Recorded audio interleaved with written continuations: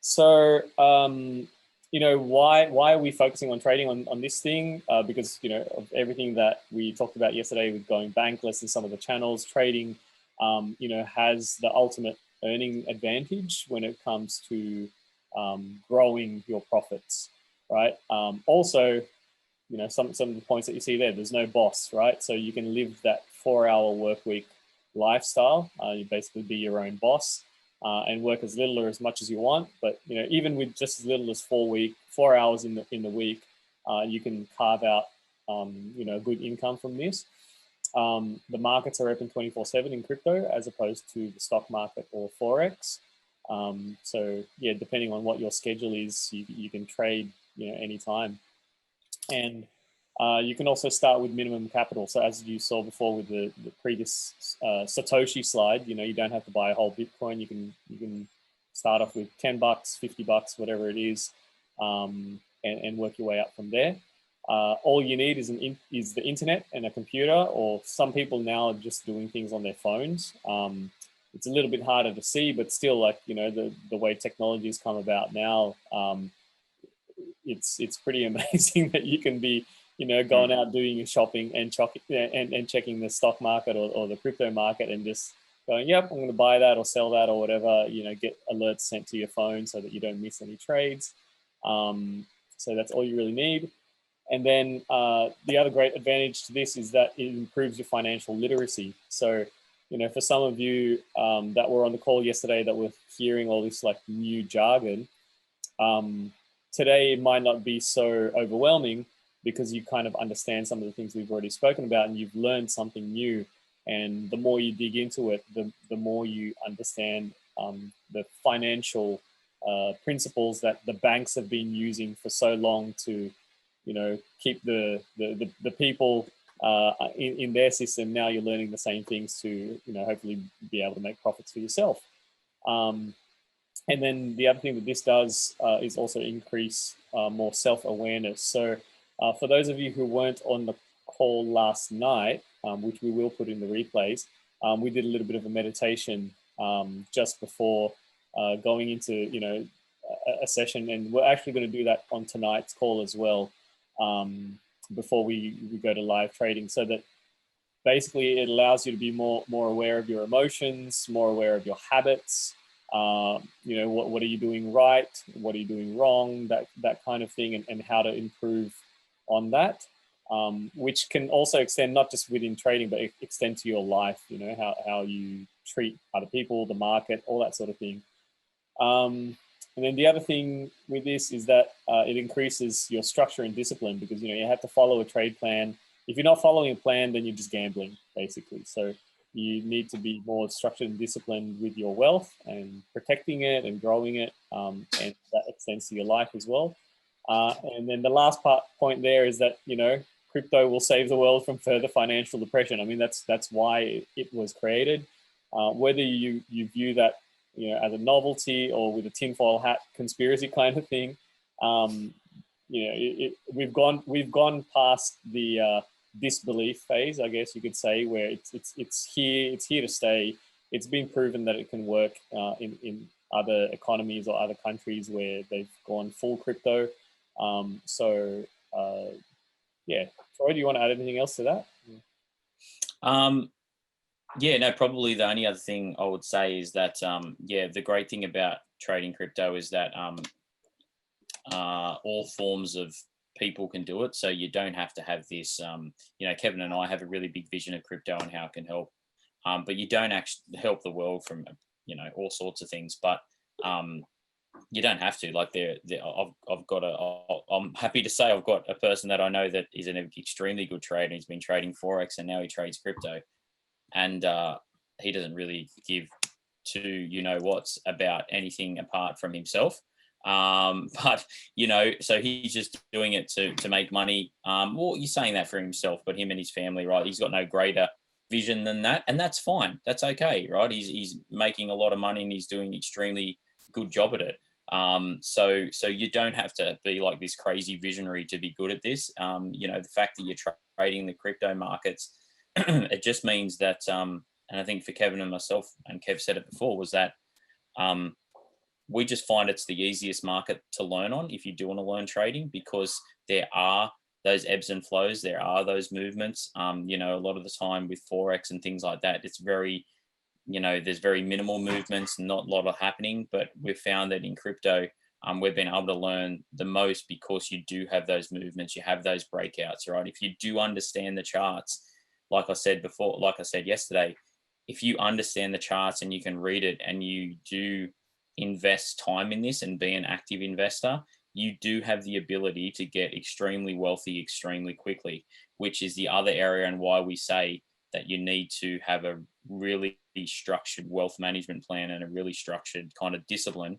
Because if a trade does pull off for you and it's a great trade, which does happen, you know, you can get this crazy wealth quickly, and then you kind of like, you need to be disciplined on how you manage that, because you can lose it just as fast as you gained it, or opposite, right? So if you're reckless and you're not doing the right things and you're not, don't have a trade plan, and you know, you just chuck in 10 grand and you're like, cool, I'm gonna just go for it because I've watched a couple of videos of Kevin's and Troy's and I know what support and resistance and candlesticks are, I'm just going to go for it, then the opposite can happen. You can lose that $10,000 just as quickly. So if you are disciplined and you have structure, these markets will be more kind to you more often than not. Yeah, that's my 2 cents. Yeah. There's a saying that the market doesn't care about your emotions. So, you know, regardless of whether you're having a good day, bad day, if you're on a 3 trade losing streak, the market doesn't care. And there's a very good chance that if you're on a 3 trade losing streak, it'll end up being 4, 5, 6. So you're better off just walking away sometimes and having a break. So having a plan and being disciplined is you know, of really, that's of utmost essential. It's the difference between gambling and you know, making educated guesses. Correct. So you know, what are we looking for when we're trading, right? We basically use pattern recognition to identify potential trades. So the process goes that when you spot a probable trade, you run it through your trade plan and see if it fits your rules. So we talked about discipline. If it does fit your rules, then you can start measuring up the risk and reward of your potential trade position. And then you can enter the trade and exit trade based on your trade plan. And then you update your trading journal with the lessons that you've learned. You know, whether it's a win or loss, it's a lesson, and that creates more experience. And then you basically repeat the process.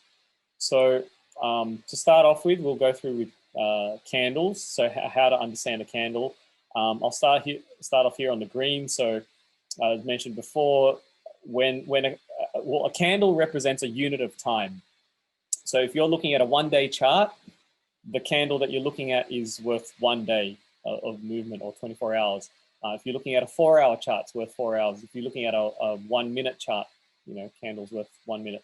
And what that means is at the start of that time period, it opens at this price, and then at some point during that period, the highest point that it reaches is recorded there, and then the lowest point is recorded, and then eventually closes higher than when it opens. So this is called the candle body. So when the candle body is green and you've got wicks to either side, then that generally means the candle's bullish or going up. So the difference between bulls and bears, bulls are, you know, if you think about it, like they're like raging, moving forward. That means the market's going up, or the trend is going up. And then bears are more like, think of bears like hibernating, but they're still pretty fierce creatures, you know. So hibernation, bears, like things going down, moving down. There could be some, you know, violent swings. You might hear some people saying when things go down. So yeah, green is good. Red is the opposite. So when you see a red candle, basically it opens at the top here, and then bounces around between a low and a high, and then eventually closes down here. Now, can you guys see in regards to why a candle would be green? and another candle would be red. So it purely is to do with where that time frame opened and where that time frame closed. So for example, if you look at the green one, it opened down the bottom there and it closed higher, right? But if that open and close was around the other way, it could have had those same price movements. It could, like the red candle, had the exact same price movements. The only difference was that it opened higher and closed lower. So therefore, it made it a red candle. But with the green candle, it opened lower and closed higher. Therefore, it made it a green candle. So does that make sense why a green candle and a red candle exists? Yeah, cool, awesome. So just to touch on that, over here, I've just jumped into the 1 minute chart for Bitcoin USD. And you can see here, there's this little timer on the right. And that counts down the minute that this candle, so this candle opened, I'll zoom in a little bit more, right? See how that's changing color?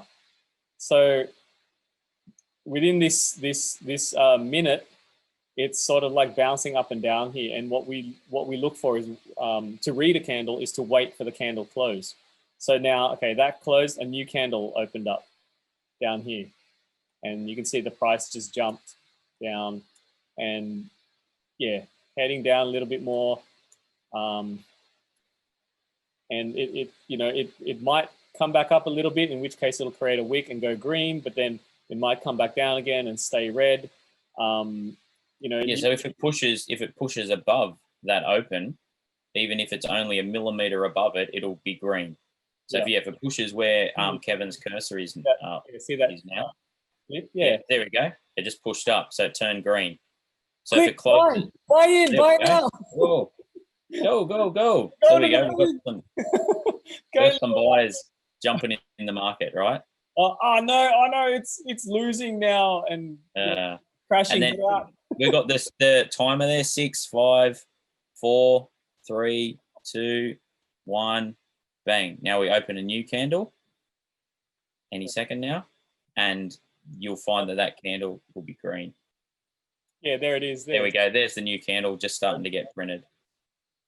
Right. So that candle within that minute time frame dropped down, but then it bounced all the way up, but then it closed, it dropped down again. So therefore, it's got the thick body of the wick was where it opened and closed, but the thin that thick body of the candle is where it opened and closed, but the thin part, which is the wick, it did go to those prices during that time frame, but it closed there, and therefore, because it closed higher than what it opened, it's a green candle. And now because this candle is closing at the moment lower than where it opened, it's a red candle. Yeah, you can see it. You can see it better. Like it's better illustrated when you're using these bars. But obviously, you wouldn't use this. Well, some people do use it. They find it easier to understand. But in real time, you can see the levels going up and down. There we go. That one just closed. That one just closed. Therefore, that one is a red candle because it closed lower than it opened. It's going up. So that's how to understand candles. Hopefully that makes sense. And yeah, notice how in that short period of time, everything's like based on perspective, right? If you were trading on these minute charts, how many of you kind of would have gone, that made me a bit scared if you bought in there and like, these huge candles, like, imagine if you were watching price move up and down, just jumping like that, and you tried to, say when that first moved up here and you're like, okay, I'm going to buy in there, and then it's suddenly gone back down. It can create a lot of stress and a lot of emotions if you're not looking at the fact that we've zoomed into just 1 minute, right? And also the scale of the chart is like you can manipulate it how you want, but really if I reset it to normal levels, that's what we just looked at there, right? I'll put I'll draw a circle around it, right? We looked at a couple of candles here. And yes, the price moved, between 8,000, let's say 8,787 to 18,834. So that little movement. But if we zoom out in the grand scheme of things over the last hour, it's that little, it's the bottom of this candle. That's like hardly any movement in the market. There's no manipulation by whales or anything happening in that. And then if you pull out even more to the daily, we're just It's absolutely nothing. It's like it's a blip. So that's why it's your emotions in check, and if we're moving out of the month over here, it's actually like disappeared. Sorry. Doesn't even exist. So yeah, it's important when you're looking at candles to work backwards, right? What I mean by that in time frame is, if you're looking at the monthly candle here, you got to remember this candle hasn't closed yet. We haven't reached the 31st of December. So this candle could end up being a big red one, down here, or it could end up being a big green one or a little one or whatever it is. The candle hasn't closed, right? But right now, at where we are in this stage of the month, there's still 19 days and 1 hour left to go. Anything can happen with this candle. So don't read it as like, oh my God, it's red, we're heading down, because it hasn't closed yet. But if you then start drilling into, okay, let's look at the week, right? In the week, we've had this kind of movement. The week is about to close because it's Sunday. So this candle will I won't say will, but probably will close red.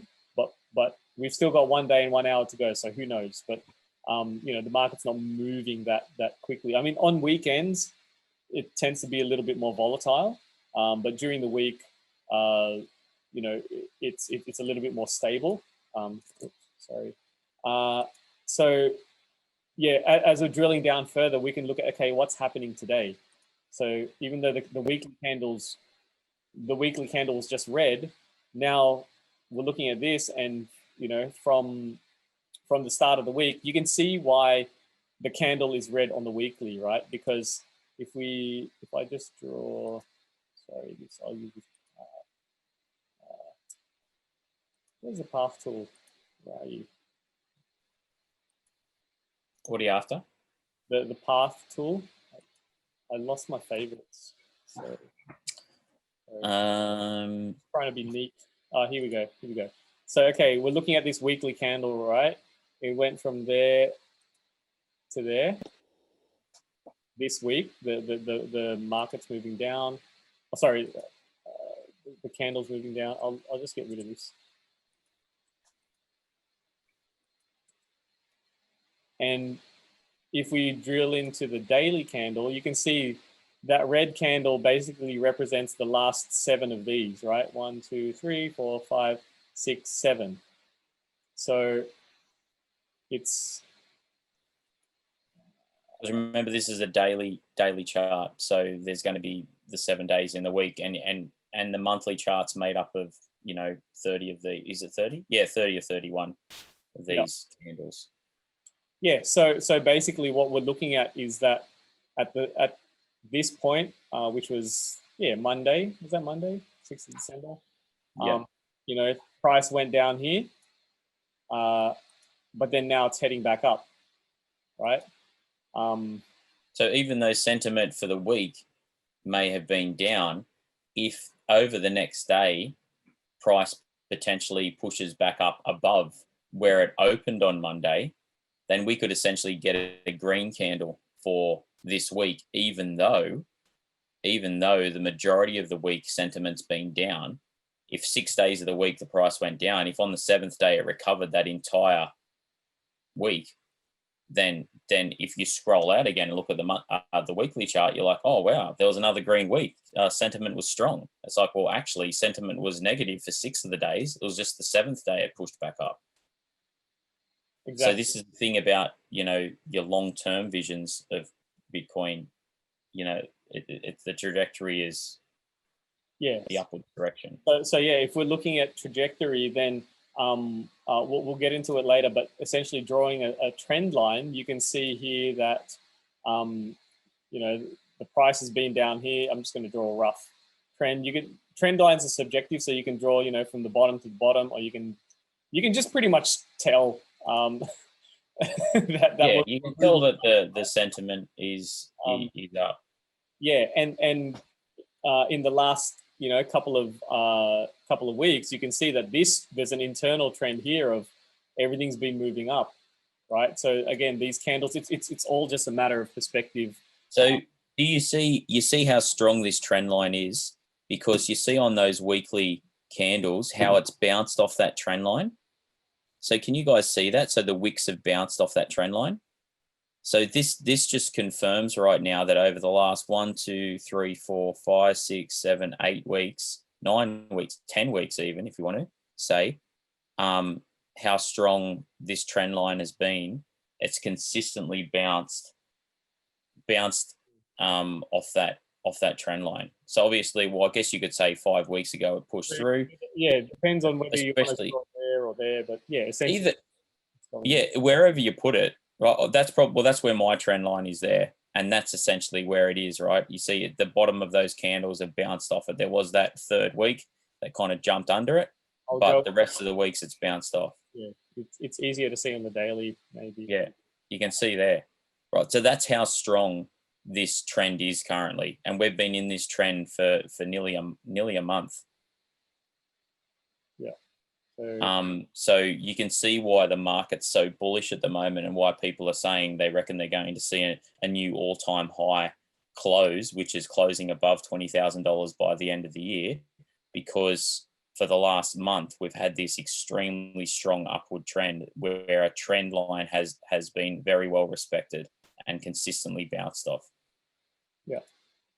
Yeah. So over here is where, on the 1st of December that was our highest point, 19,918, and then it's bounced back down. Now it's bouncing back off the trend, and it'll end up getting squeezed into this triangle, and eventually either it'll break out to the top or break down the bottom. And is that the one that has it? Yeah. So it has it for the end of December, where there's going to be a squeeze that's going to happen where it's either going to push up or down. Yeah. But yeah, so going back to back to this. Sorry, guys, we keep jumping ahead, but we're getting too excited. Yeah. So there's patterns that we can look at, and these aren't all the patterns. There's a whole bunch of different patterns, but when we're talking about pattern trading, which is just one particular type of trading, we try and look for these patterns and reading the candlesticks to know when to enter and when to exit.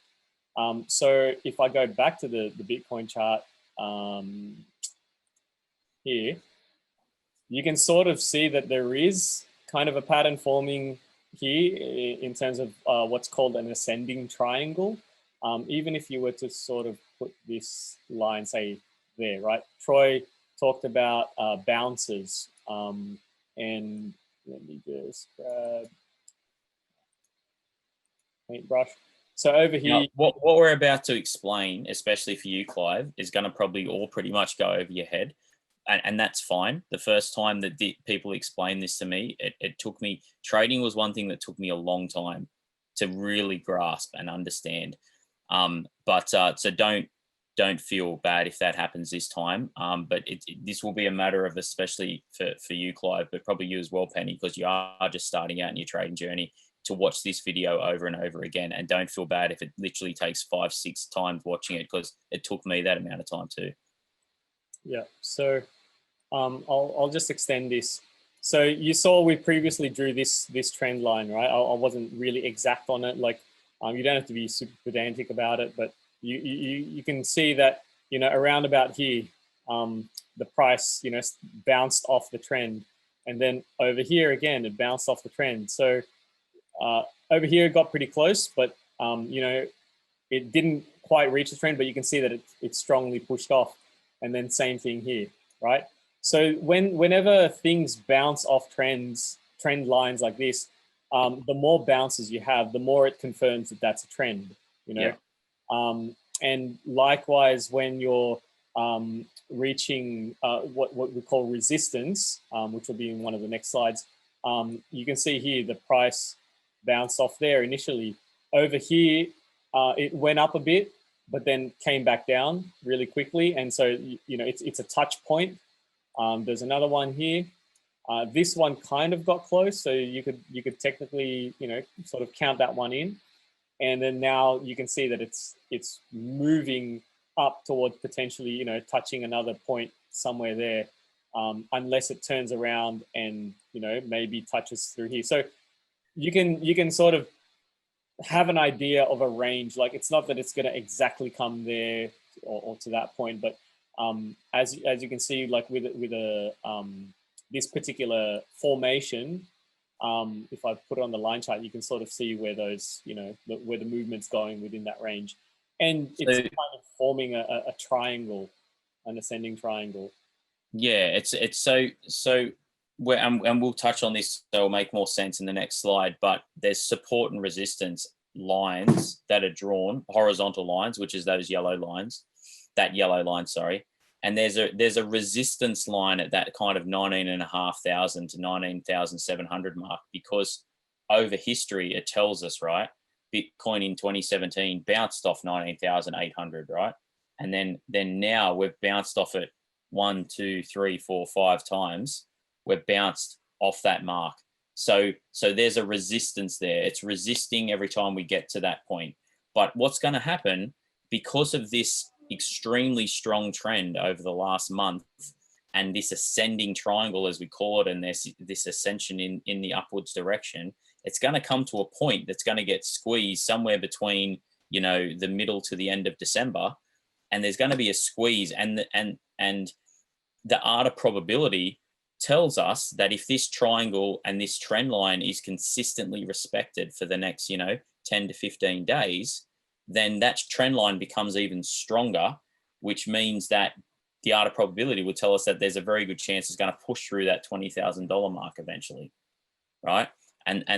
But that may not happen, and that, you know, it could go the opposite way and it breaks under. There's just too much resistance at that 19,800 level, and there's too much resistance and it drops down.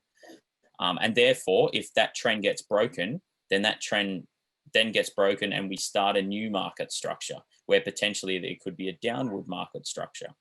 But at the moment, this market structure for the last month is a very, very strong market structure, because we've consistently had indicators tell us that it's ascending in an upwards direction.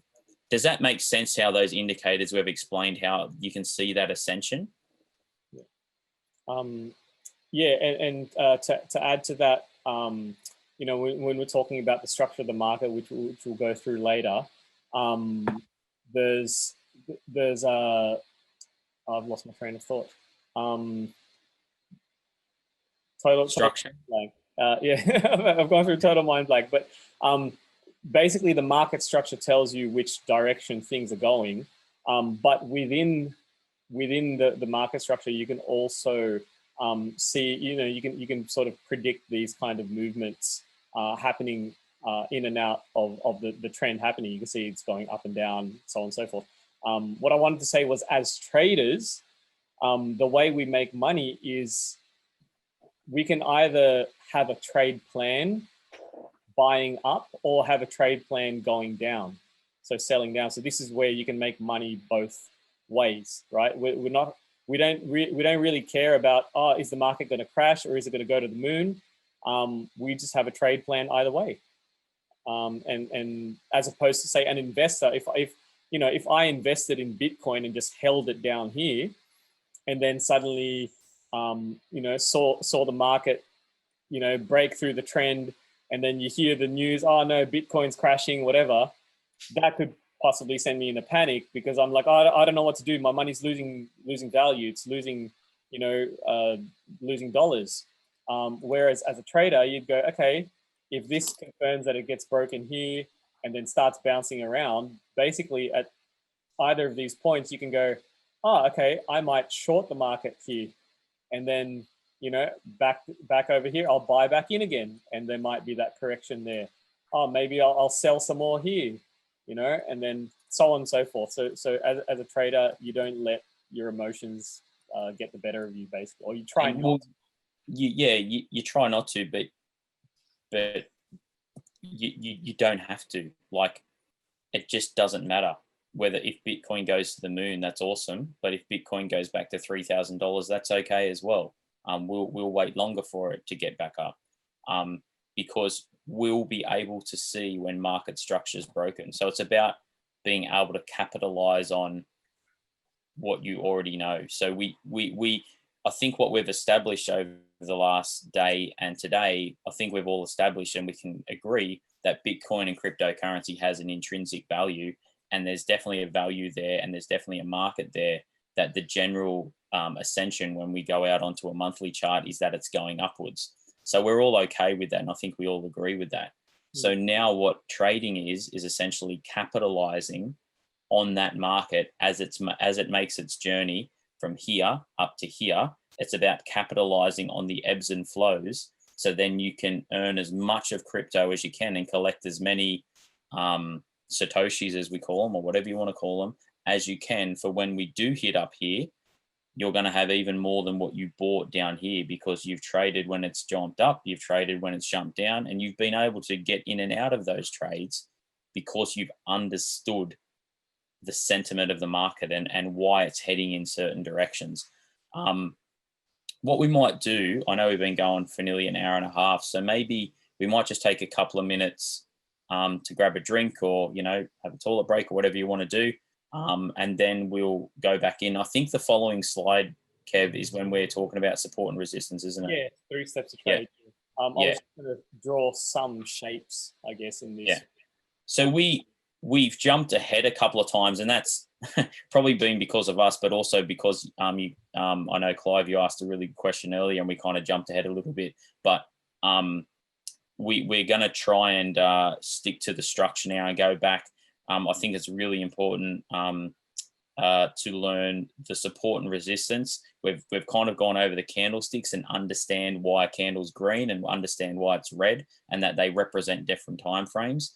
What we'll do once we show you support and resistance lines, we'll then show you how you can establish market structure and understand trends, and also understand and identify patterns and why they work that way. And we may even touch on a couple of candles that you should look out for, and the reason why they usually mean markets are bullish or markets are bearish. So we really hope we haven't flooded your head too much. And if you are feeling overwhelmed, please feel okay about that, because that's a completely normal reaction. You are learning a different language right now, so you should feel overwhelmed. That's a normal thing. And that's the beauty of what we've got with the recording, that you can always watch it back as many times as you want. Plus also you can, reach out to us in the community at any time, not just us, but there's other traders and other people in the community who will be more than happy to answer questions as well. So if we want, guys, so it's 10:30 local Sydney time here, but if you want to just take maybe, let's take 5 minutes. You want to do 5 minutes, have a drink, have a quick cuppa or something. And we'll come back. Can I just say one thing quickly before we go off? You were talking about language, yes. And how we speak is critical to our subconscious as well. Yes. And something I've heard both you and Kev say on quite a lot of occasions is about how we make money. However, we don't really make money; we earn money. And we earn the money by making intelligent choices and by educating ourselves. So what you're doing is you're earning in the marketplace. And it's one of those really, it's a small distinction to make, but it's kind of similar to replacing should with will or must. It's replacing make with earn, because you earn the right to it. Yeah, and that's a really good point. No, that's a really good point, Penny. And Kevin and I, we also try and do our best to kind of adjust our language to the audience as well. But you're 100% correct that we are earning, because what we're doing is what we call stacking sats, which is we're stacking more Satoshi, or we're earning more crypto. We're not buying any more crypto. We're earning it. Absolutely, and we're not making right. It. Yeah. Exactly. Yeah. That's a really good point. A little NLP thing, Yeah. That's awesome. Absolutely. And that's a good point for sure. And something to definitely, because language is a massive, massive thing. Absolutely. We were talking about last night. Oh, sorry, Kev. I was just saying we were talking about last night that we were talking about, I think it was on last night's session, we we're talking about how I will and I must. We had a bit of a session with our friend Jatin, who tuned in from Norway, and he took us through some meditation and some mind skills and things like that. And I was saying I've got to do that more often. And then said try. I'll try to do that. I'll try to do that. And then Kevin said, no, try. There's no try. You will and you must. Yeah, exactly. As a Yoda. Yoda.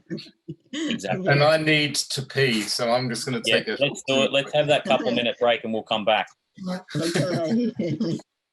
Anyway. That is a rabbit hole. I don't think we need to go down it right now. Yeah, let's not. Yeah, you're right. That's another rabbit hole. We did a few of them yesterday, so. Okay. So, getting back into it, we're now going to go through the 3 steps of trade. So this is just the basics, right? What we want to do is identify support and resistance, and then establish market structure and the trend line, and then identify patterns. So you can see we kind of jumped ahead before, but going back down to, if this was your first time doing anything, this is a good way to start. So identifying support and resistance. Basically, what you want to be looking at is, on this particular chart, we're looking at the 1-day chart for Ethereum USD. So over here, you've got a coin pair, and this chart is basically charting the price of Ethereum in US dollars. So over here, you've got the timeline, and over here, you've got the price level on the right. And so from that, you can already see, okay, the current price on this chart of Ethereum at when it was July the 13th. Oh, sorry, not July 13th, May 18th, say. It was $214.95.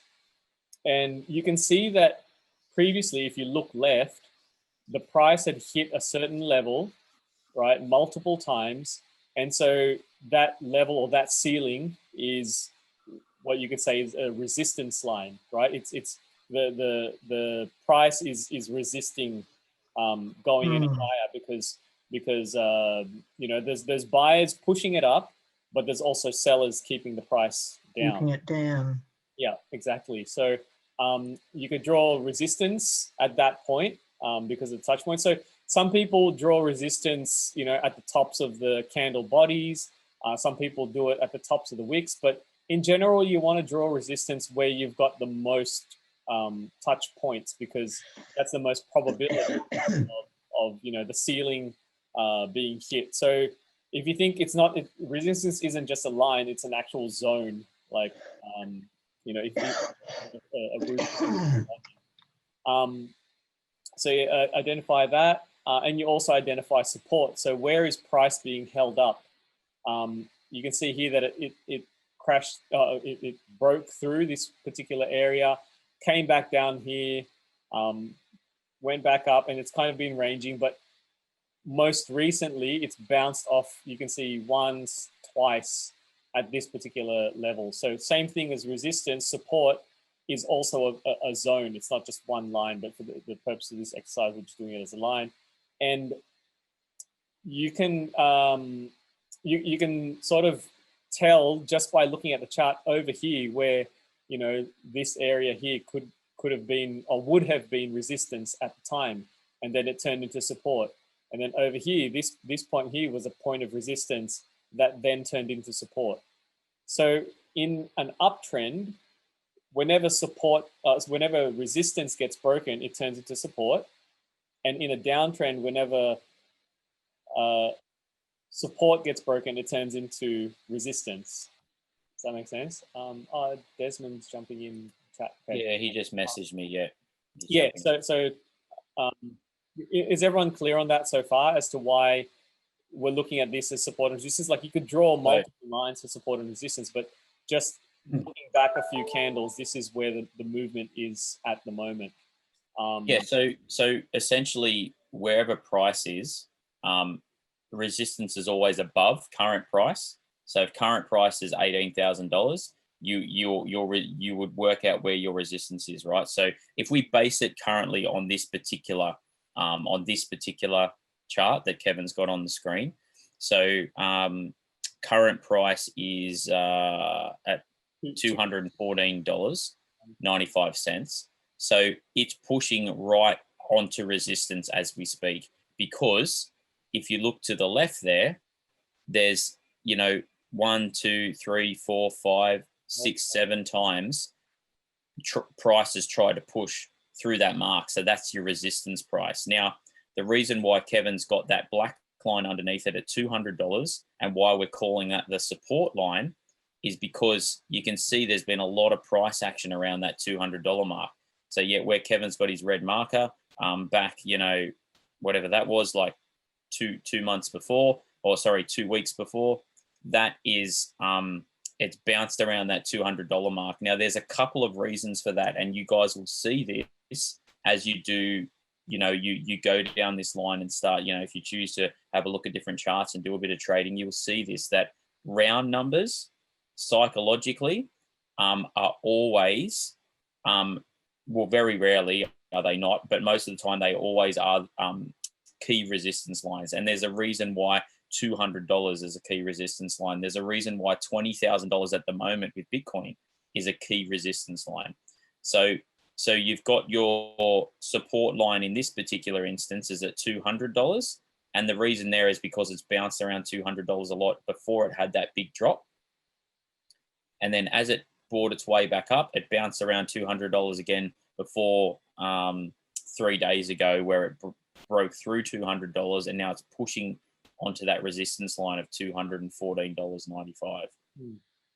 Yeah. So that's the difference between support and resistance, and why we draw them in at those different key levels. But every day you redo your charts, your support and resistance lines can potentially change each day, because the day before it could have pushed through the resistance lines. Therefore, you then have a new resistance. Where's the new resistance? Where's the next market structure? So in the case of this, from what we can see, if it's based off purely what we can see here, if price pushed through $214.95, we would then probably have another key resistance at that top point there where Kevin's drawing that mark. So probably like around $223.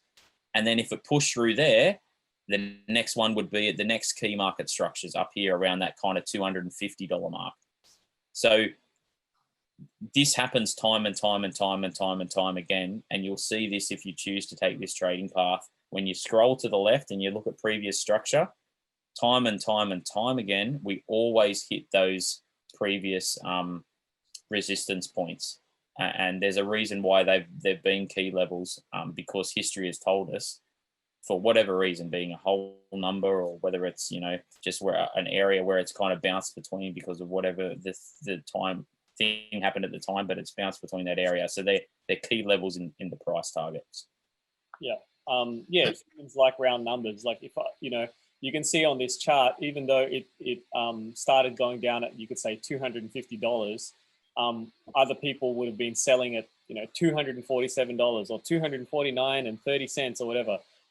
If you were just going with the majority, then putting in an order, like say down here, to buy it at what looks like $100, right, would be a higher probability of buying into this trade, as opposed to like maybe going, oh, maybe it'll hit $97 or $96, like more advanced traders and more analytical people would probably be able to pick those exact points. But for the purposes of like the general market, round numbers make sense. So anyway, we're going through identifying the trend. So obviously this trend is an uptrend. Things look bullish, and you can tell that not just by the trend, but there's also, like, if you think about it as this chart is telling you a story, right? Over here, there was a massive drop, but then the buyers recovered by pushing things up, and you can tell that by this big green candle. And then in this whole area, you can pretty much see there's a lot more big green candles compared to the red ones, right? Up until we get to this section here where things start moving sideways a bit because people are like, okay, it's starting to even out. But then over here, there's more candles pushing through. But yeah, it's essentially a bullish trend. Sorry, I was just holding this like pen, thinking I'm so used to doing the clicker for a presentation. Anyway, total tangent. So the next thing we do after we do support, resistance, and the trend is establish market structure. So market structure, what we're looking for are where are the highs and the lows. So over here, at this point here, there was a low point, right? And then what we've drawn here is a what's called a higher high. So when this candle first pushed up here, whatever that price level is, as the market structure started forming, we can see that this, even though it's this price level, even though it's just slight, it's a higher high than this one. So if this was the low and this was the high, this one's higher, right? Higher high. And then over here, there's a higher low because this low point over here is higher than this low point here and higher than this low point there, right? And then so as we move along, this high point is higher than this one over here. So it's a higher high, higher low. And, this is where the pattern recognition starts to come through. And it's like, low, high. But then overall, you see that at this point here, that's where the resistance, the support started forming in a much smaller time frame, I guess you could say. And we formed, even though this was a higher low compared to this one, right? Over here, we didn't form a higher high, right? This price point here isn't higher than that. So that's a higher low technically, but in the grand scheme of things, we were still sticking to this overall market structure. So again, there's a touch point there and a touch point there, right? And so based on understanding market structure, higher highs, higher lows, you could basically predict, or the area of probability that you'd be looking at would be, if this doesn't break through that point there, then you'd be looking at the next area of support and the trend for it to bounce off.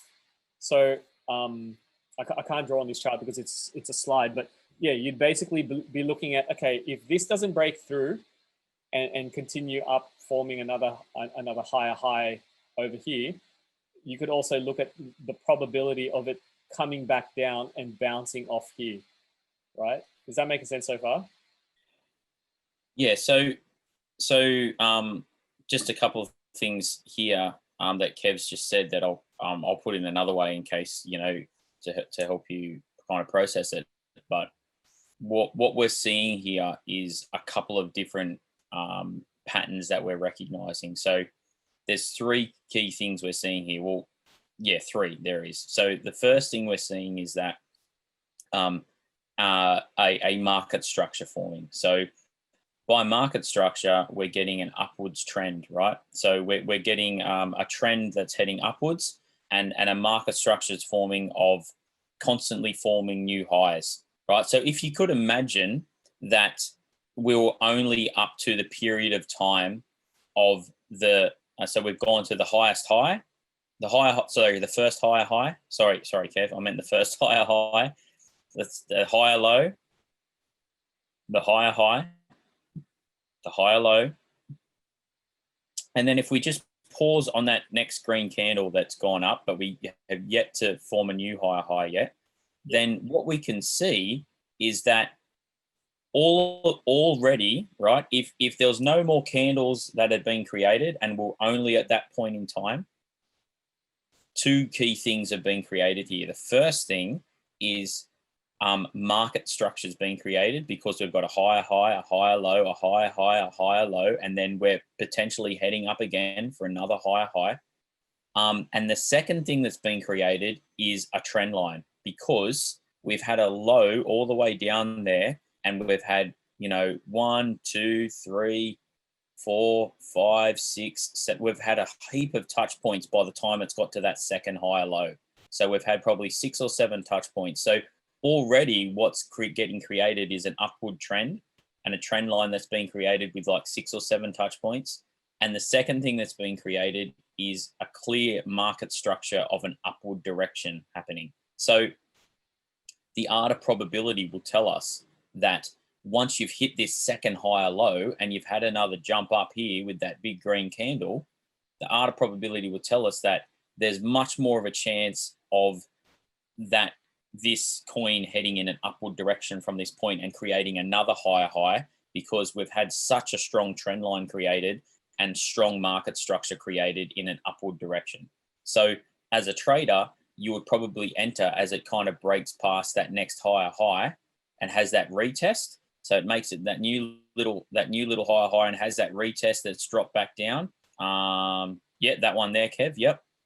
As a trader, when it hasn't actually hit that trend line and then gone up again, that's where you would enter and you would make a nice gain there, because the first thing you would do is go, this is awesome. I'm entering here at about $170 or $169. And there's a very good chance that based on the previous structure, if I look back to the left, there's not really much structure happening until we hit $200. So there's a very good chance here that I can place a trade here at $169 and have a clear trade right through to $200, because there's a couple of things playing in my favor here. The one thing that's playing in my favor is there's a clear market structure that's been created, because we've created a higher high, a higher low, a higher high, a higher low, and then we're getting another higher high. And the second thing that's been created, there's an extremely strong trend line underneath me that is being very well respected, and we're not going under, especially not at this stage. So that would be a clear opportunity to place a trade and make a really good gain from about $169 through to 200.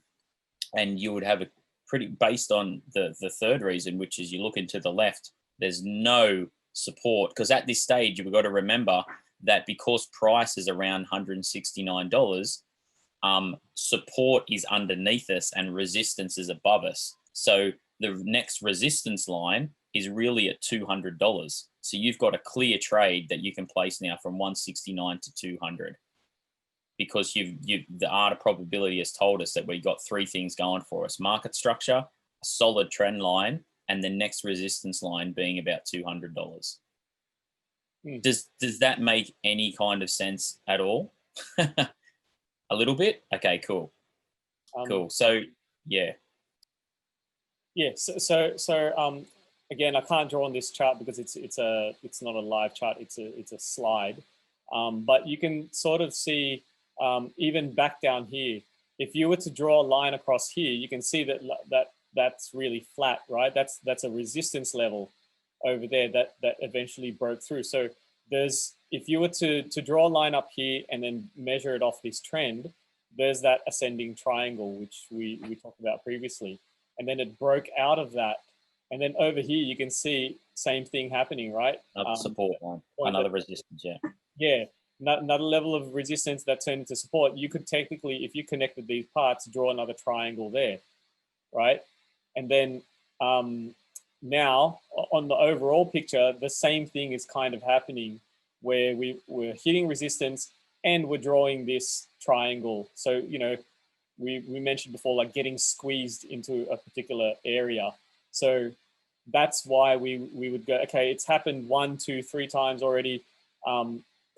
Probability is somewhere in this area that, if you didn't enter the trade here, which, as Troy pointed out, that would have been a really good point to buy because you've got a lot of information backing you up. There's still an opportunity over here to then go, okay, maybe for a larger move up, this is the area that you'd look at. So there's tools in TradingView that you can use to set alerts. So you're not sitting there going, okay, I'm going to wait in front of the computer waiting for this candle to form. You just set an alarm or something to let you know when it gets into this particular area. So moving on. Skipping ahead, that was a trade. So you can see in that blue box, what happened was that the price was rejected at the resistance level. came back down here, and then at that point, you would have been alerted and picked the spot to either go, okay, do I try and get in on when it bounces off the trend, or do I just go off support and resistance before? Whatever the case may be, again, you're just sort of like estimating an area. There's no need to get like cents or dollar specific when you're looking at some stuff like this. And you can see here that the target that was looked at here was the previous market structure. So this previous high, if the price had been there before, probability is it's going to get back there again, right? So there's a little trade, that played out there. And then if you keep going, so the next slide. So, after that trade was played out here, new market structure is formed. So again, higher high, you've got another higher low. But this time around in the resistance level, so this is a new resistance level that's formed. Can you see that the difference between the strength of this level based on what we know about candles compared to here, right? This is an area where we're like, okay, you wouldn't necessarily look to the trend for a bounce back up or getting squeezed, because you've got these wicks.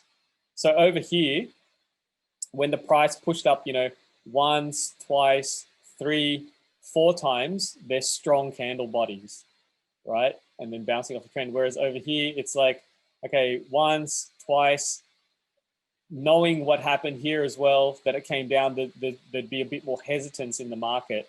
And it's kind of shown here where the price tried to push up, but it didn't quite, reach there, like it's a full body. And then it came back down rather sharply for that candle. So it formed. It's been like a rejection. It's been like a rejection, right? So it's pushed up, but it's rejected it, and it comes straight back down. So that's telling us that there's clearly a sell wall there, or there's sellers in there, right? And what kind of confirms that for us and makes sense is that if you look to the right, what price can you see there? What is that rejection price that it's hitting? Right. Once again, it's $250. It's a round number, right? It's a psychological number that people are like, I'm going to take profits at 250. Traders are like, I'll take profits at 250.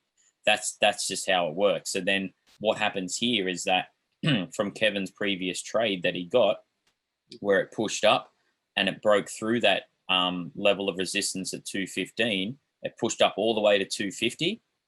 We took our profits at 250, and then we just sat back again and saw what the market was doing and what's going on. Okay, cool. So we created another high low, but because we pushed up again and we just didn't have the same kind of power as we did before, we created a lower high. So this is the first indication as a trader, so the me and Kev, that tells us that there's something we need to be cautious here, because there's a good chance that we're not going to be in this same upward trend, because instead of creating a new higher high, we've now created a lower high. So therefore, the bears or the sellers are getting on top of the buyers and are holding that price down from creating a new high above 250. So and exactly what happened there, right? They've tried to, they've pushed it down from 250, and look what's happened then. We've broken that trend line and drop back down to that 215 mark again. So we drop back down to previous structure, which once again, if we look to the left, we can see that 215 had previous structure. So we've dropped from our new resistance line of 250 back to our support line of 215. So what happens when we break through a resistance level and we confirm a breakout like we did on Kevin's previous trade? That level that Kevin broke through at 215, which was called resistance, now price is up at 250. That level is now called support because our price is above it. So support is always below your current price, and resistance is always above your current price. And when your price breaks through resistance and confirms and completes its move above resistance, then your resistance line now becomes support because price is pushed through that. So price is now above that line. So now that line is now your support line. So what we can see, once prices drop from that 250 down to 215, that lower low that got created, then prices, we still keep our trend line in there, because what can happen is exactly what's happened here, is that even though that trend's been broken, it's tried to push back up again, and it's pushed up against that trend and has pushed up against that 250 mark. And it's once again, the sellers have pushed it down and it's resisted that 250 mark. So now that trend line that's been created for the last month or so, it's been broken.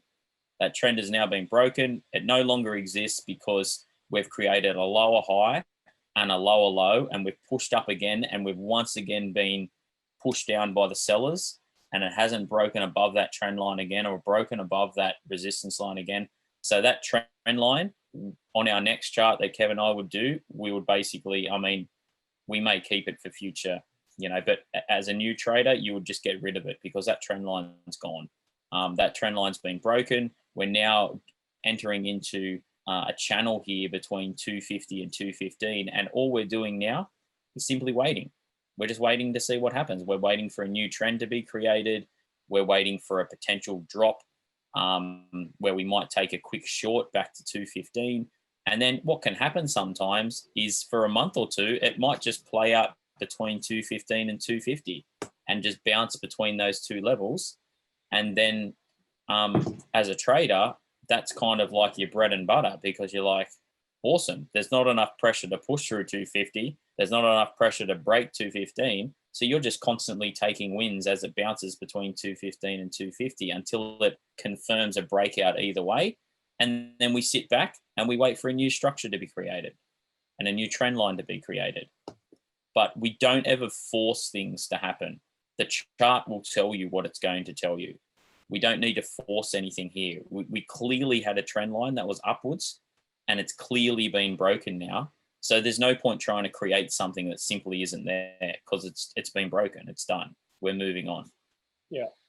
There's a saying to let the trade come to you. Don't try and force trade. But that is the hardest thing to do. I'll skip back to the what we spoke to before about the types of trading, right? The style. So please drop any questions that you have as it comes to you in the chat, and we'll answer it at like towards the end of it. So just so you don't forget it, I'd rather us try and answer all your questions while we're live too. So going back to what we talked about, not sticking to a particular style. If you had learned these kind of styles, then you could apply them into this particular area of the chart. So I'll go back to the chart. Support resistance, established market structure. Sorry, come on, animations.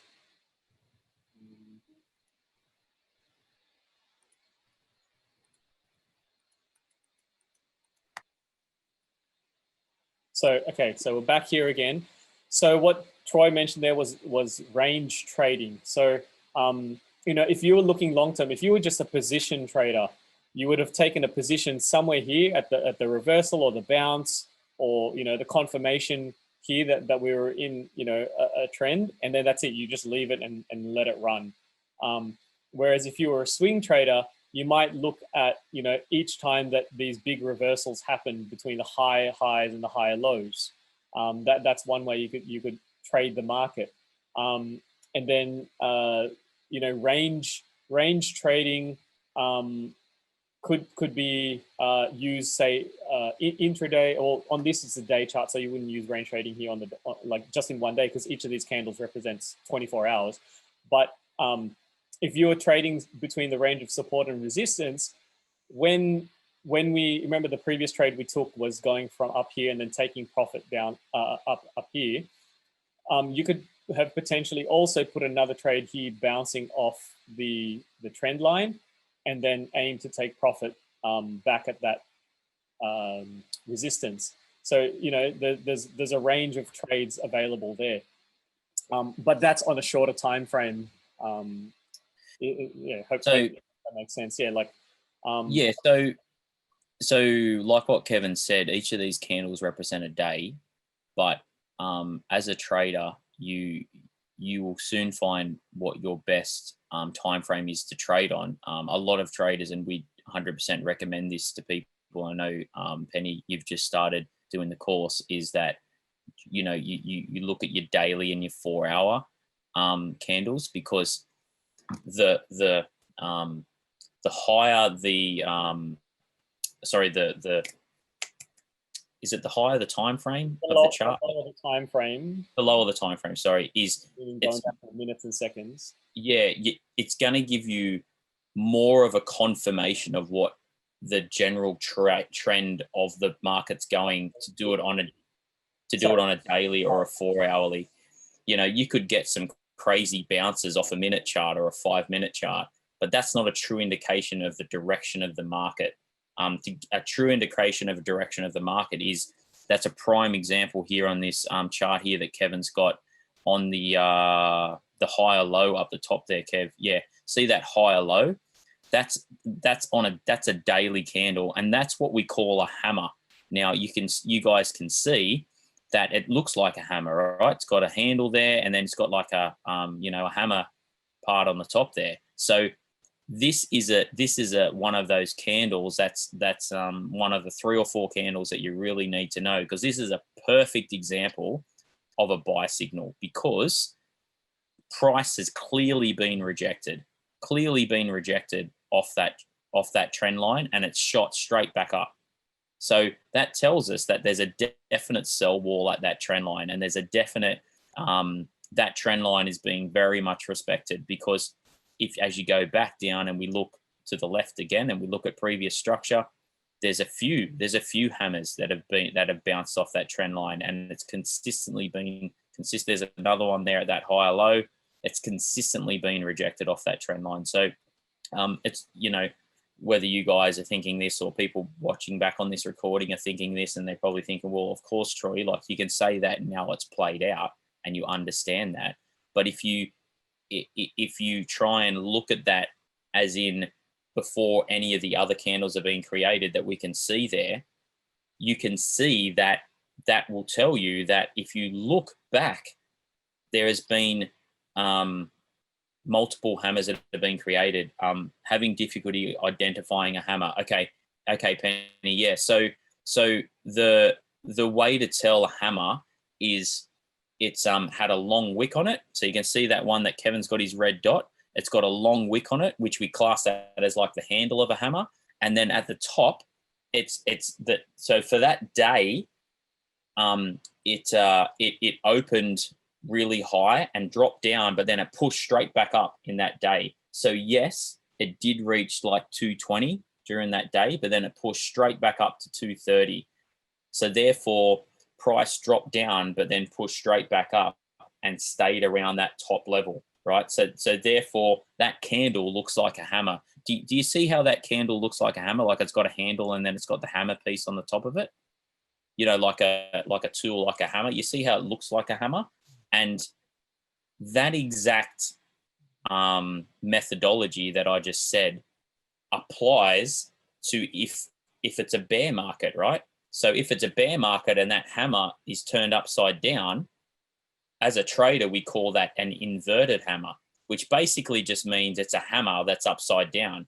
And the exact same methodology applies to that. So in that hammer, in that candle, we're saying that prices drop down, but in the space of a day, it's pushed straight back up. Does that make sense to you? Because remember, that candle applies to a 24-hour period, yeah?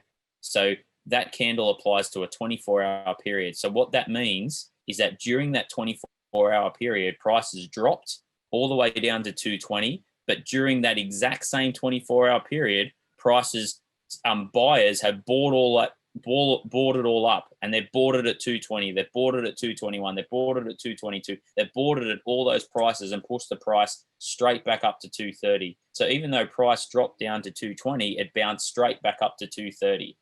So that tells us that in that 24-hour period, even though we're looking at a red candle, the overall sentiment of the market is bullish because the market's tried to drop, but buyers have bought it all up and pushed it straight back up to 230. Yeah. Does that make a bit more sense now? Yep. So if we turn the hammer upside down, we apply the exact same theory to a bear market or a downward trend market. Because if we turn the hammer upside down and it's an inverted hammer, right, and the hammer's like this, and you've got the wick and the hammer here, then what it is that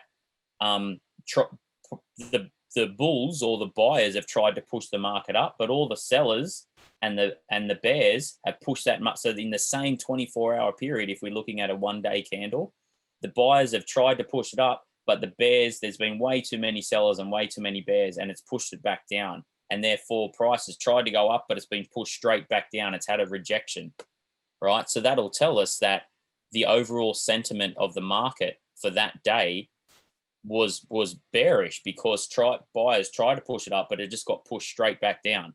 So therefore, there's a very likely scenario in the art of probability that we talk about again, that it's going to push down from that mark, because that day was a bearish sentiment. So there's a very good chance that'll continue on in a bearish sentiment. So hammer is pushing up, inverted hammer pushing down, because we're trying to push up as a hammer, but we try to push down, but the hammer's pushed it back up. So the buyers are in control. But if it's an inverted hammer and going down, we've tried to push up, but the sellers are in control and they've pushed it back down. So it's the exact same theory either way. I hope I've explained that in a way that makes sense. Yeah, I mean, it kind of falling into the rabbit hole of reading candles, because there's so many ways to do it. But essentially, think of it as a vocabulary, right? We've been talking about words, and each of these candles is a word, and you can, as you go along on the journey, you'll learn what certain candles mean, what certain patterns are, what certain formations are. There's things like hammers, as Troy mentioned. There's a hammer there indicating things pushing up. There's another hammer there as well. Oops, sorry. There's one there. There's one over here as well, pushing things up. There's also other things like morning stars and evening stars and whatnot, three soldiers. It's a whole bunch of stuff to learn, but we won't get into that now. But just based on what we see here, right, even though, okay, we've gone into this range between support and resistance, because we've hit another point of resistance here, but look at the rejection here. What can you see in this level? We've been rejected from this from this resistance, but over here there's a little hammer there, and then look how flat this is. There's wicks to the downside, which is again indicating that buyers are still trying to keep the price up.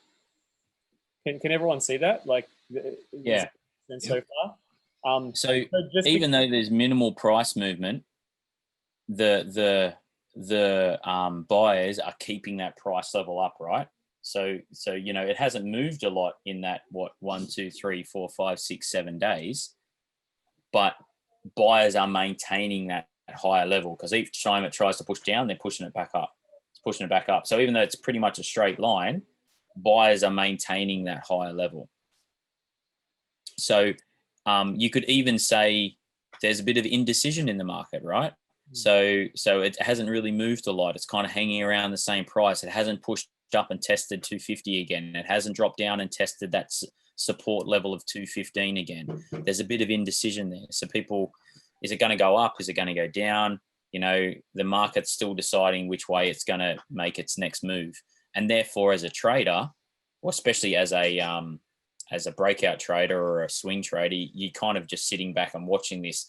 A day trader is, focusing on the smaller candles, because there's a lot more movement happening there. But as a trader, how you guys would start up, definitely, and what we recommend is starting off as a, more of a breakout trader or a swing trader, and doing the higher, the daily time frames and 4-hourly time frames. We're just waiting. There's no need to make a trade. We're just waiting for confirmations, because the more confirmations we get, then the more chance of the art of probability happening, right? If we get 2, 3, 4, 5, 6 confirmations, the more confirmations we're getting, the more probability that that move's going to happen. Is that a guaranteed move? Of course it's not a guaranteed move, right? But it's a hell of a lot more guaranteed than if you only had one or two confirmations and you FOMO'd in because you see the price moving a lot and you're like, oh, there was one confirmation I saw, it did bounce off that trend line, I'm gonna jump in. 9 times out of 10 you will lose that trade if you jump in just because you're trying to make up confirmations. You need to stick to your trade plan and be 100% certain. You've got, in your trade plan, it might be, I'm not going to place a trade until I see 3 confirmations, or it might be 4 confirmations, or you might be super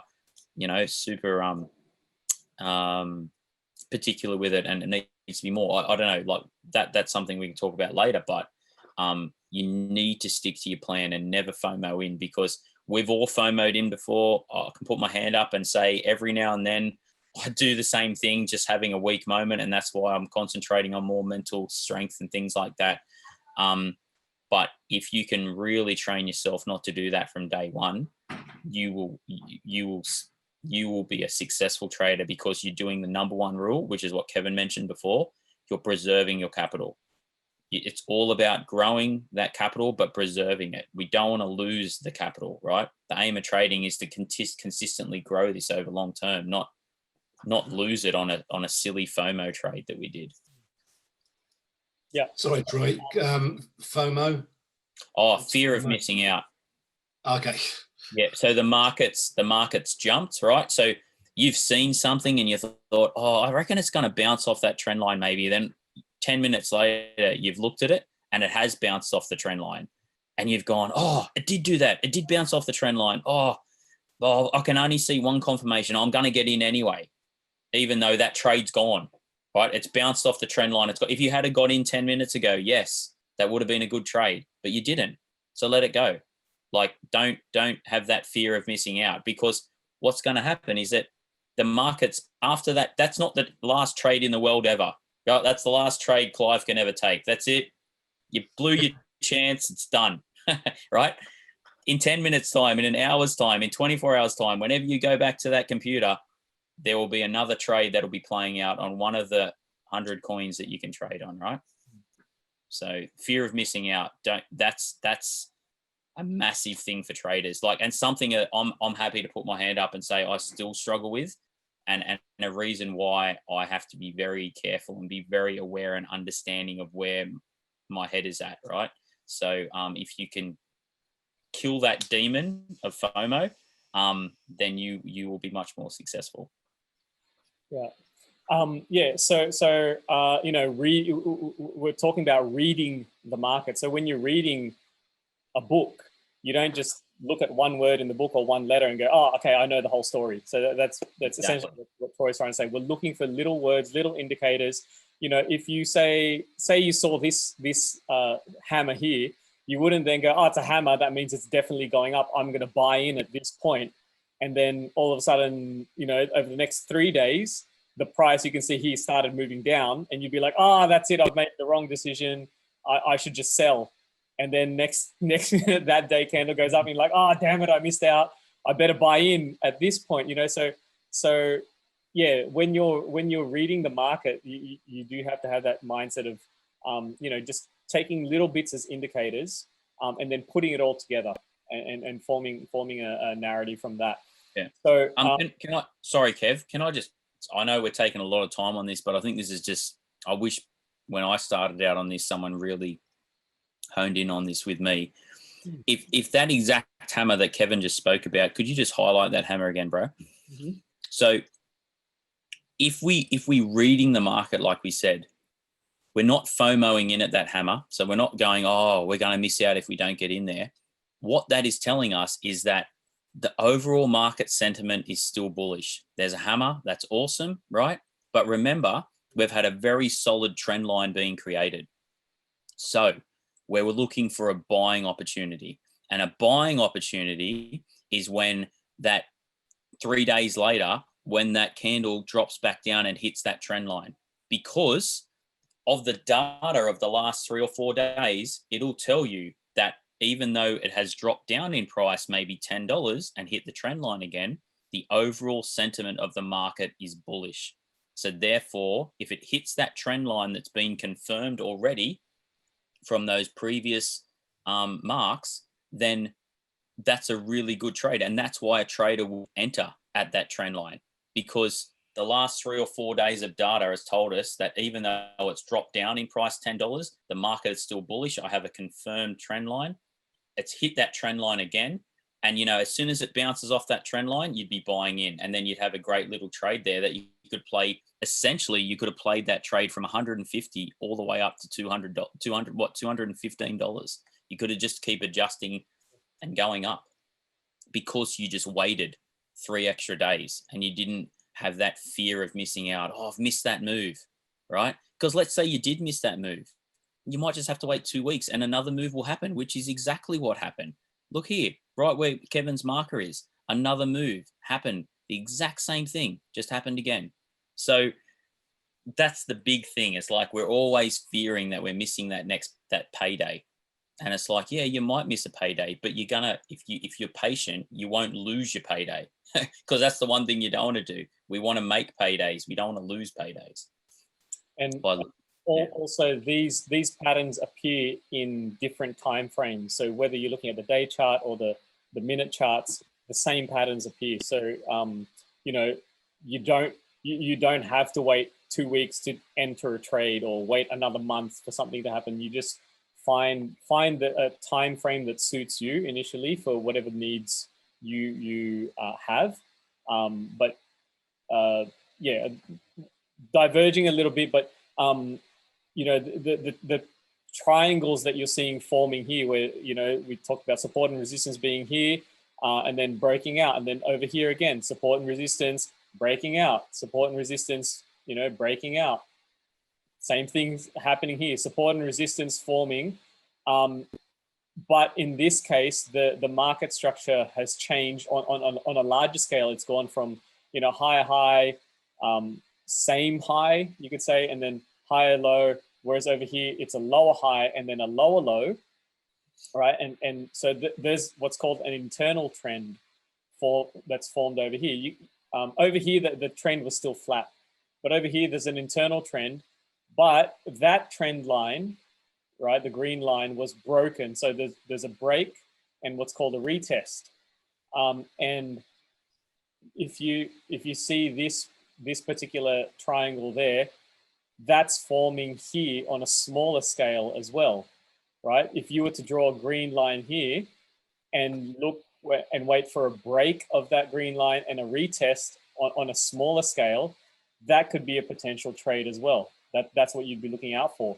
Whereas if you were thinking, okay, this black trend line was broken, and then there's a retest there, but again, the price is being held up here, the probability of things moving up and continuing on this trend line is higher than the probability of it following this green line. Everyone understand that so far?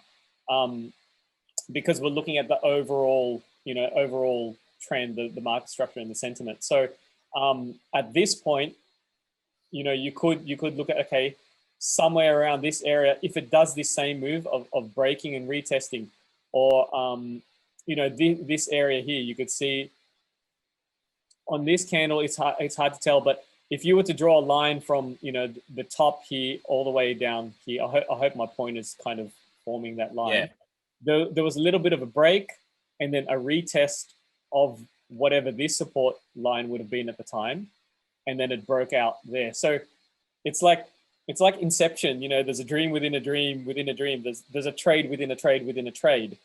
But the lower in the time frame that you go, so, you know, if you're going from 1 day to 4 hours to 1 hour to 1 minute, what happens is that you might find a trade, but it also increases the risk and the stress level and the level of reading that you need to know in order to trade those time frames. Because, you know, you like, even in this you know, this little candle there, if you look that up on a minute chart, because how many minutes are there in a day, you know, this is a 24-hour candle, there would have been trades up and down that whole thing, but you're also adding more stress and you'd have to be stuck at the computer.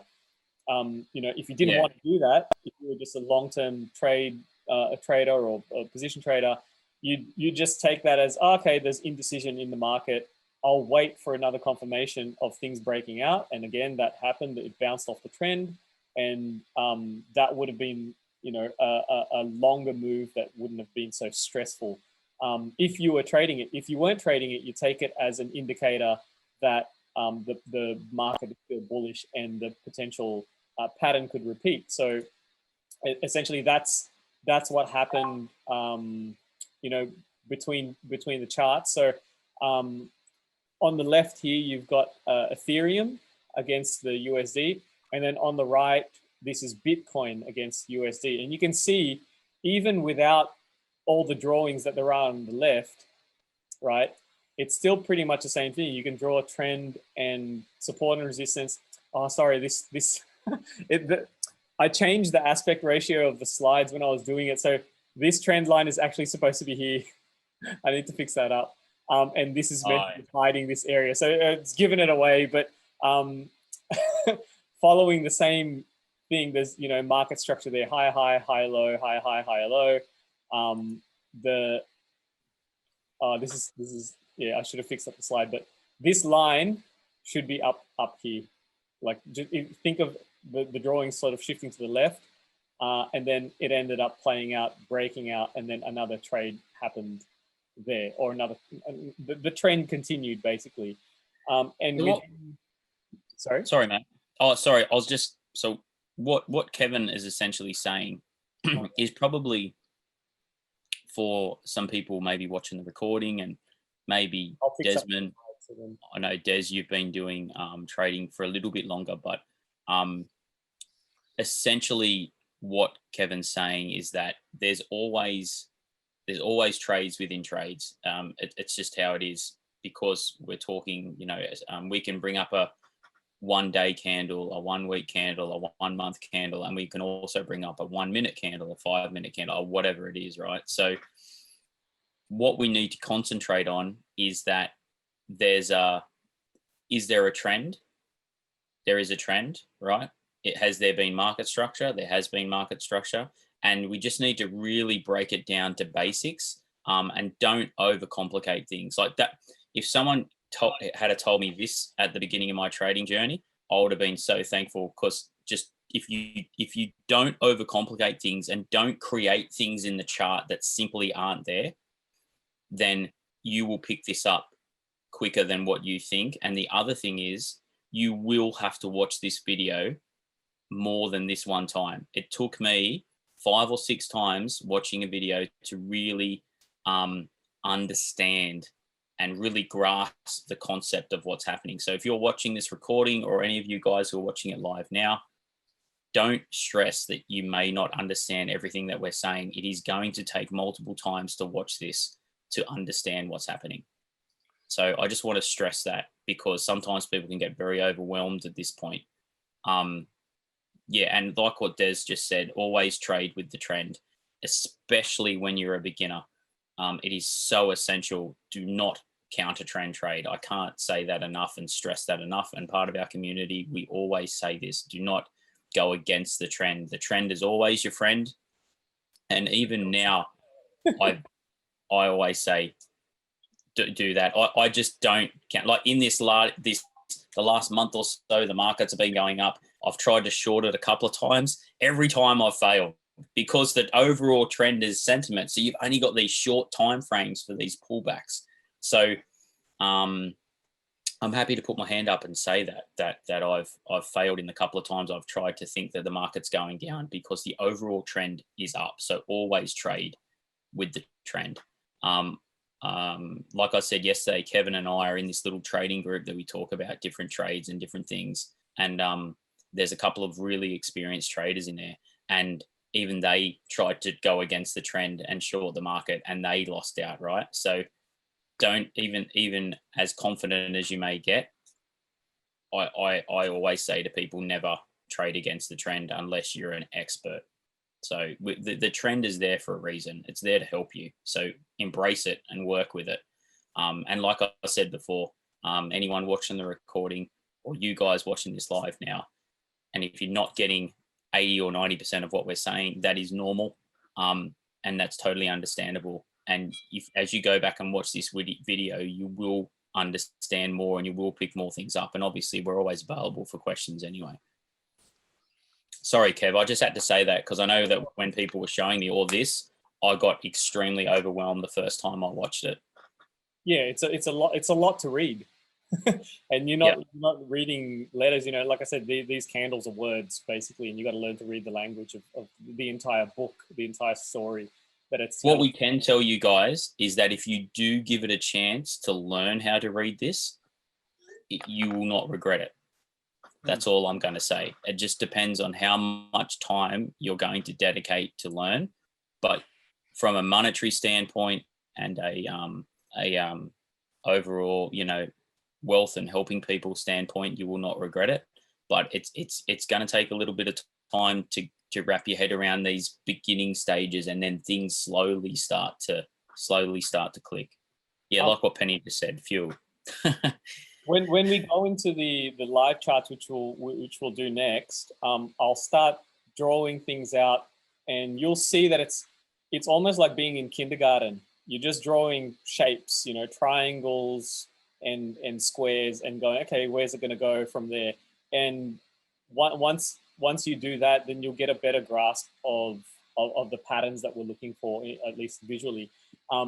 So going back to the slide now. So, you know, depending on the style of trader that you are, which we covered earlier, you could have just traded here and then just sat in it, no stress. That's fine. You could be the one that, you know, trades within this sort of range and, you know, makes money either way on either side. And then this is an example of that,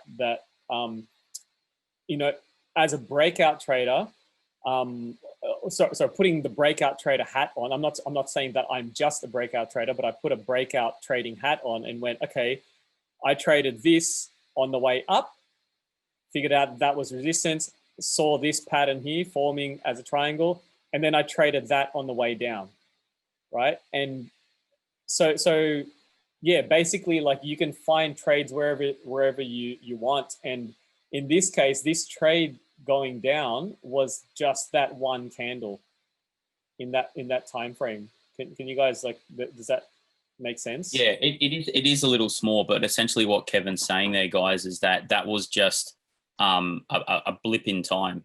That was just a blip in time. Yeah.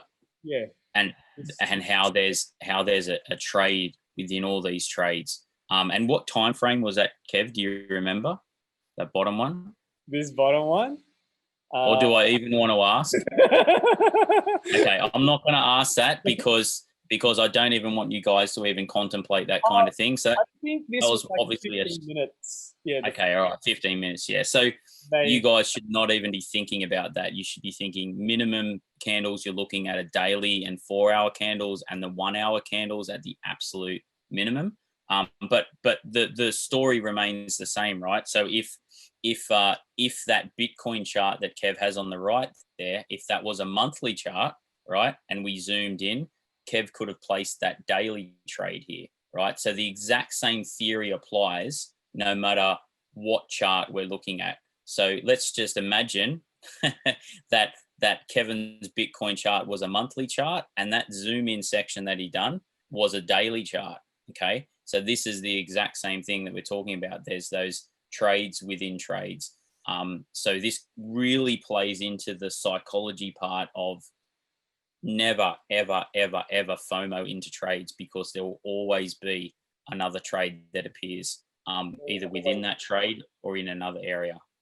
Yeah, always zoom out. If you feel yourself getting kind of anxious and having that feeling of FOMO, just zoom out and just get a better picture for where things are at.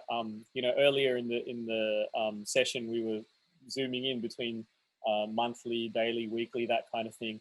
So yeah, this isn't to illustrate like what I've put here isn't to illustrate anything other than there are trades within trades, and it's the same strategy regardless of the time frames that you're looking at.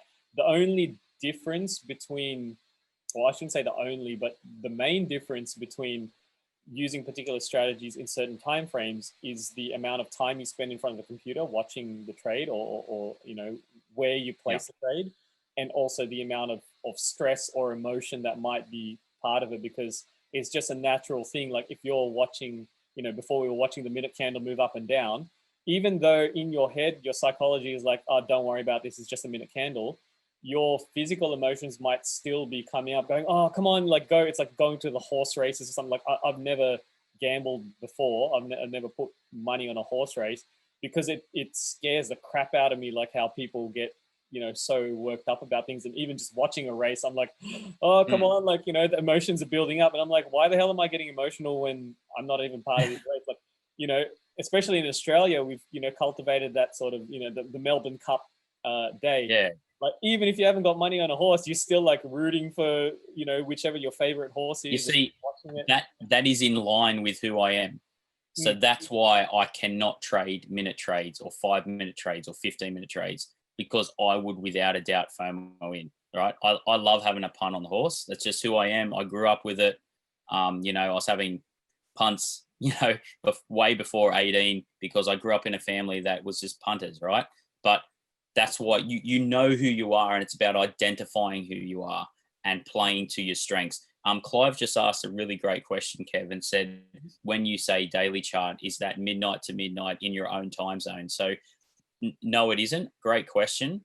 But there is I can't remember, you might know this, Kev, but I know that it closes, I believe it's my Sydney time, around 11 p.m. each day, I think. I'm trying to remember. Sorry, am I getting that mixed up with the 4 hour? I think it closes around 11 p.m. Sydney time and opens at that time. But there is a time zone that it closes and opens to. Do you know what time zone that is, Kev? Yeah, well, it's just the universal time zone. So if you look at the chart here, I'll reload this one.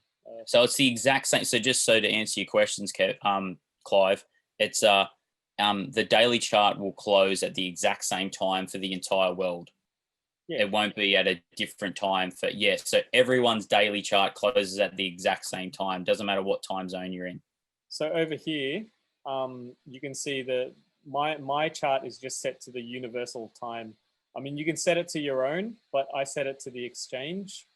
Can you move that to a daily, a 1 day time zone, 1 day chart? Sorry, Kev, so we can just find. Let me get my crap off the screen. I just want to know. Yeah, there we go. So your 1 day chart says. So I'm completely wrong. Your 1 day chart says that the next daily candle closes in 23 hours, 23 hours and 17 minutes. So therefore, the last daily close was 43 minutes ago, which was 11 a.m. Sydney time. So that would mean 7 a.m. Perth time. It closes it closes and opens every day for you, Clive. So I had my AMs and PMs around. So it's a 11 a.m. Des, green candle time frame begins at the bottom and closes at the top. Yeah, exactly right, mate. And red is opposite. So that'll happen every single day, Des, and that won't change. That'll continue. You don't have daylight savings there, so you know for a fact that your daily candles, when you're charting them up in Perth, always close at 7 a.m. and open at 7 a.m. every single time, every single day. But to confirm this, and we'll show you guys this to be able to have a bit of a play around, your charts, when you do this charting up, it always has that time frame. You just want to hover over that time there, Kev, so the guys can see it. So you see where Kev's arrow is. It says 23 hours and 15 minutes, 40 seconds. That means that in 23 hours, 15 minutes and 36 seconds now, that latest candle will close. Does that make sense, Clive? Yeah. Okay. Awesome. Cool. And as soon as one candle closes and the next one opens. Correct. Never stops, mate. Never, ever, ever stops. So it's not particularly relevant to trade, because I was just wondering whether it's best to trade at 7 o'clock, but it doesn't. Does it? Well, crypto's a little bit unique in that it's a 24-hour time frame compared to the market. So but the question. Sorry, go, Kev, go. If you were trading the daily candles, then you'd be looking at the universal time zone. So that's why I've got mine set at that, because when I used to trade with like the Sydney-based time zone, then you know, daylight savings would come in and kind of muck things up for me. I just went, nah, stuff it. I'll just keep my clock at the exchange time, and then just work out on my own, like what time should I jump into the market, or at least check things.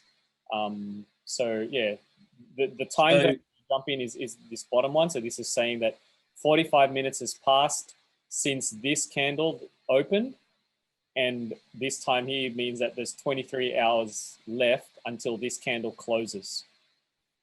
Yeah, but every single day that will not change. So 45 minutes ago in Perth, it was 7 a.m.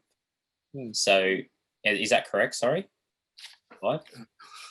No, 8 a.m. actually. Time 8 flies. a.m. Cool. So 8:46 now. 7 a.m. here in Thailand. So yeah, cool. So at 8 a.m. every single day, for as long as we're all alive, the markets will open and close in Perth at 8 a.m. Now, your question before was interesting, Clive, because you said, I just wanted to know like whether that'd be a good time to trade. Now, it's not. It can potentially be, right? So when daily closes happen, if, for example, we're in a really bullish market or a really bearish market, if a daily close happens at a certain price figure, it could potentially be a really good time to get in, because what could have potentially happened is that you've had a daily close above a key level of support, for example, right? So for example, I'll give you an example of if Bitcoin ever daily closed above $20,000 for the first time. That could potentially be a really bullish signal for Bitcoin to have a bit of a pump up, because it will be the first time ever in the history of Bitcoin that it's daily closed above 20,000 US dollars, right? So potentially that could be a really good time to trade, because you'd be looking at it going, is this going to close above 20? Yes, it closed above $20,268. Cool.